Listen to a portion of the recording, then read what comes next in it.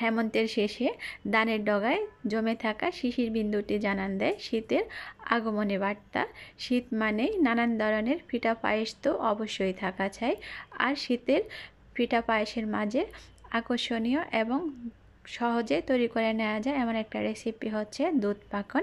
আসসালামু আলাইকুম viewers, easy kitchen হান্টের আজকের আয়োজনে আপনাদের সাথে শেয়ার করছি দুধ পাকন পিঠার রেসিপির শুরুতে চুলায় আমি হাফ লিটার দুধ জাল করে নিয়েছি। প্রথমে দুধের সাথে অ্যাড করে নিয়েছি লবণ 1 চিমটি পরিমাণ। এতে আর কিছু অ্যাড করব না, খামির তৈরি করার জন্য দিয়ে দিচ্ছি আটা। আমি এখানে হাফ লিটার দুধের সাথে আটা অ্যাড করে নিয়েছি মেজারমেন্ট কাপের 2.5 কাপের মতো। প্রথমে 2 কাপ পরিমাণ দিয়েছি, নাড়াচাড়া দিয়ে অ্যাড করে নিয়েছি আরও আধা কাপ পরিমাণ। তো এখানে আপনারা চেষ্টা করবেন ডোটা অবশ্যই ঠিকঠাকভাবে তৈরি করে নিতে। এই পিঠা তৈরির মূল শর্তই হচ্ছে প্রথমত ডোটা ঠিকঠাকভাবে সেদ্ধ করে নিতে হবে, দ্বিতীয়ত ডোটা অনেক বেশি পাতলা করা যাবে না এবং অনেক বেশি শক্তও করা যাবে না, এমন আঠালো টাইপের একটা ডো তৈরি করে নিতে হবে। ডোটা ঠিকঠাকভাবে তৈরি না করলে পিঠা তৈরি করার সময় যেমন সুবিধা হবে না, অন্য দিক থেকে পিঠা তৈরি করার পর ভালোভাবে ভিজবেও না, তাই বিষয়টা অবশ্যই খেয়াল রাখবেন। তো ডো তৈরি করে নিয়ে এখন আমি উপর থেকে ঢেকে দিয়ে রেখে দেব 5 থেকে 6 মিনিটের জন্য। ডোটা হালকা একটু ঠান্ডা হয়ে আসা পর্যন্ত অপেক্ষা করব। একদম পুরোপুরি ঠান্ডা করে নেব না, হাতে সহ্য হয় ঠিক এমন ঠান্ডা করে নেব। আর অবশ্যই উপর থেকে ঢাকুন দিয়ে রাখবেন, তাহলে ডোটা এরই মাঝে আরও কিছুক্ষণ সেদ্ধ হবে বাফে।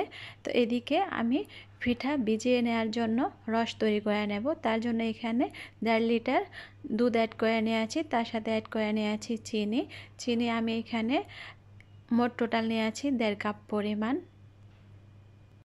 আমি এখানে 2.5 কাপ পরিমাণ আটা দিয়ে ডো তৈরি করে পিঠা তৈরি করছি, আর এর থেকে 1 কাপ পরিমাণ চিনি কম দিয়েছি, 1.5 কাপ পরিমাণ। তো আমার কাছে চিনির এই পরিমাপটাই ঠিকঠাক আছে মনে হয়।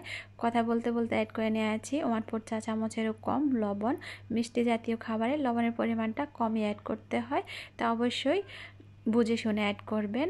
তো এর মাঝে আমার এখানে যখন দুধের চারপাশে খুব ভালোভাবে বলক উঠে এসেছে তখন নাড়াচাড়া দিয়ে নিয়ে চুলার আঁচ একটু লোতে করে দিয়ে অপেক্ষা করব আরও কিছুক্ষণ। দুধটা আমি কিছুটা ঘন করে নিচ্ছি। এর মাঝে আরও প্রায় 5 থেকে 6 মিনিট পর প্রথম দিকে যে ডোটা তৈরি করে রেখে দিয়েছিলাম সেই ডোটা এখন হাত দিয়ে মথে নেব। তো এখানে মথে নেওয়ার কাজে কোনো প্রকার অতিরিক্ত দুধ কিংবা পানি কিছু অ্যাড করার প্রয়োজন নেই। অনেকে আবার ডো মথে নেওয়ার কাজে তেল অ্যাড করে থাকেন, তো আমার কাছে মনে হয় সেটারও প্রয়োজন নেই। আমি হাতটা হালকা একটু শুধু ভিজিয়ে নিয়েছিলাম। আমার এখানে ডোটা প্রথম দিকে হাঁড়িতে মথে নিতে চেয়েছিলাম, কিন্তু হাঁড়িতে সুবিধা মনে হয় না, সেজন্য এমন একটা ছড়ানো প্লেটে মথে নেওয়ার কাজটা করে নিচ্ছি। এখানে মথে নেওয়ার কাজে আমি অতিরিক্ত কোনো প্রকার দুধ পানি কিংবা তেল কিছুই অ্যাড করিনি। ডোটা যদি ঠিকঠাকভাবে সেদ্ধ করা হয় এবং পানি এবং আটার যে পরিমাপটা আছে এটা যদি ঠিকঠাক থাকে তাহলে ডো মথে নেওয়ার কাজে কোনো ঝামেলা হয় না, পিঠা তৈরি করার কাজেও কোনো ঝামেলা হয় না। এখন পিঠা তৈরি করে নেব। পিঠা তৈরি করার কাজটা খুবই সহজ, যে যার পছন্দ মতো শেপে তৈরি করে নিতে পারেন। তো অনেকে আবার সাসেও পিঠাগুলো কেটে নিতে পারেন, এটা যার যার ইচ্ছা। আমি এমন কাঁটা চামচ দিয়ে ডিজাইন কেটে নিচ্ছি। এরই মাঝে আপনারা আরেকটা বিষয় খেয়াল করলে বুঝতে পারবেন, আমি পিঠা তৈরি করার কাজে অতিরিক্ত কোনো প্রকার তেল কিংবা শুকনো আটা কিছুই ব্যবহার করছে না। ডোটা যদি ঠিকঠাকভাবে সেদ্ধ করা হয় তাহলে পিঠা তৈরি করার কাজে এই ধরনের কোনো কিছুরই প্রয়োজন হয় না। তো আমি এভাবে করে পিঠা তৈরি করে নেব। পিঠা তৈরি কাজটা আপনাদেরকে দেখিয়ে দিচ্ছি না, আপনারা আপনাদের পছন্দ অনুযায়ী ডিজাইন তৈরি করে নিতে পারেন। আমি খুব বেশি একটা ডিজাইন কাটার বিষয়ে পারদর্শী না, বলতে পারেন সম্পূর্ণ আড়াআড়ি হাতে আমি আপনাদেরকে ডিজাইন কেটে নেওয়ার 2-1টা কাজ দেখিয়ে দিলাম।